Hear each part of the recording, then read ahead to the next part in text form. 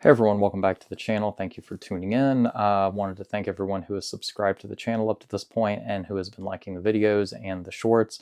Thank you for helping the channel grow and all the love. If you've not subscribed to the channel and you're watching this video, take a look at some of the other content and then maybe think about subscribing, following along. I would greatly appreciate it. Also, my blog is up and running. I've only got 5 posts on it so far because I'm waiting to see what happens. And I may just go ahead and post some more stuff, but links in the bio for that. Check it out. It's doing terrible.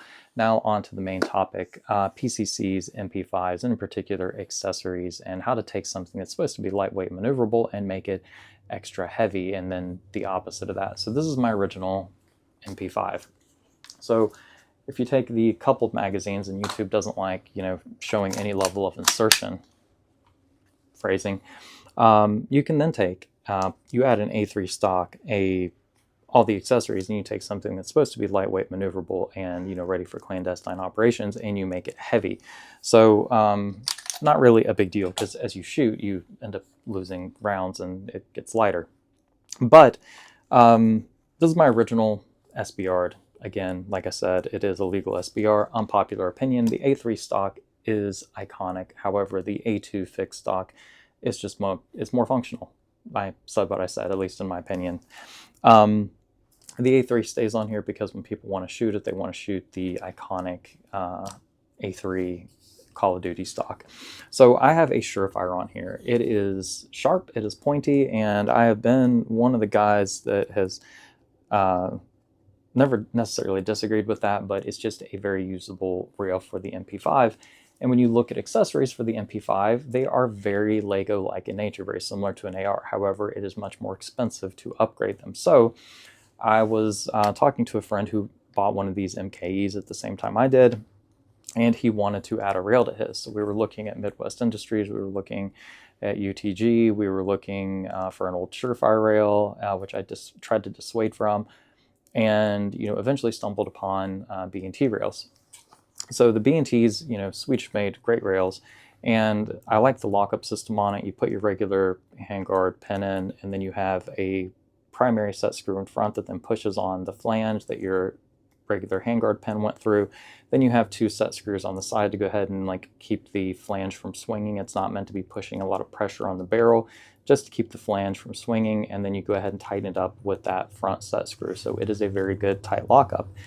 And it's smooth. There's no sharp edges. Now, if you want like an M-Lock or something, Midwest Industries is the way to go. Now, I'm not shilling for this company, but they are a local business to me, and if you've heard me mention Thoroughbred Armament in other videos, and YouTube hates dropping prices as much as they do showing insertion of magazines or insertion in general. So this these B&Ts are going to be priced very similar to like a Midwest Industries coming up on Friday. Now, complete transparency here, I was placing another order and chatting up about what rails for an MP5 and things that he had in stock, knowing he had some B&Ts and what the prices. He was like, look, man, if you want, I have a Blim. You want to check one out, add it, and again, longtime customer, add it to the order, check it out, and then either send it back or pay. If you break it, you buy it type deal. So I went ahead and took him up on the offer and got it in, and I'm going to swap it out to my SBR version, and I am going to go ahead and keep the rail, which means I'm going to have to pay for it, which sucks, but still, you support a local business, you don't ask for free shit, you support them. So the main reason I'm going to swap it out is it's lighter, there's no sharp edges, and I can go ahead and put a vertical grip instead of just like an angled foregrip. I can go ahead and put my lights, and it's going to lighten up the entire package. If I leave it on here, I'll find some type of angled foregrip that I actually like, that doesn't take up a lot of real estate. And again, this is the cheapest MP5 you can buy. The rail cost, if you were to buy this rail like new, it costs about a quarter of what the firearm would cost by buying it new, not on sale. So if you buy this rail not on sale, it costs about a quarter of what the firearm cost. Buying it maybe, say, this Friday, or even right now, you're going to get it for the cost of like a Midwest Industries, which is pretty freaking awesome.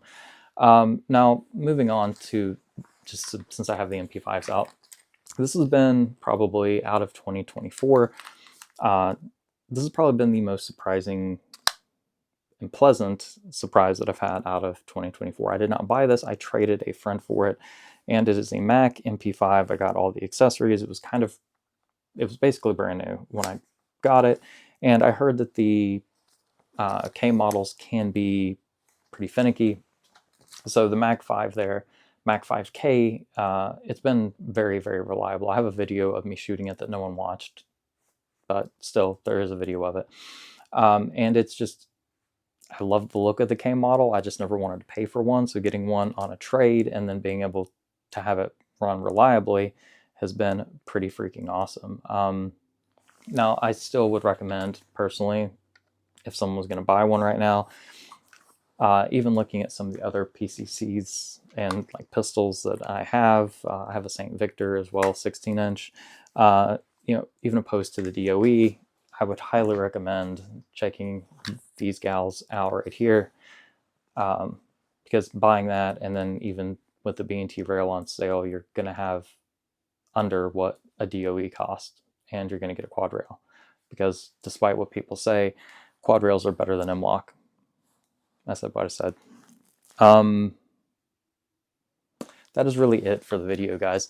Also, this gal right here, this is the cheapest AR complete upper receiver that I've ever purchased, owned, and I love it. It's key mod. Key mod sucks, but it's kind of gotten to the point to where it's old enough to look cool, and this thing just works. Someone said they wouldn't touch it with a 10-foot pole. I asked about a 12-foot. They didn't respond. I don't know which department used these, but I found Leo Trade-In department, Noveski Flaming Pigs. So I have 2 of these now, and I have them on 2 different pistol ARs, and I like them. By the way, this AR Spark here has been really, really surprisingly good. Thank you for watching. Let me know if you have any questions, comments, burning desires. Again, blog is up and running. Check it out. Links in the bio. If you're looking for the B&T rails, I'm not trying to sell anything. Again, local business, I do support them, but I'm not shilling. But if you are interested in getting a rail for your Mp5, and you don't want the M-LOK, you want the iconic kind of the quad rail, especially B&T quality, links in the bio for that as well. Check it out. Again, I'm not shilling, so I don't have any cool discount code or anything like that for you. I just have a link to get cheap shit. Also, Surplus, I just use the basic Surplus stores. I had someone ask me where I get my camo and stuff from. 1, I have a local store, but 2, I will wait until Americana Pipe Dream has like a good sale. I don't buy things off them until they discount their stuff. And I'm not saying anything bad about their pricing, except for it seems expensive at times. So I'll wait till they have like a good sale and then like place an order there. That's it, guys. Caffeinate. Yeah. And other words of wisdom. And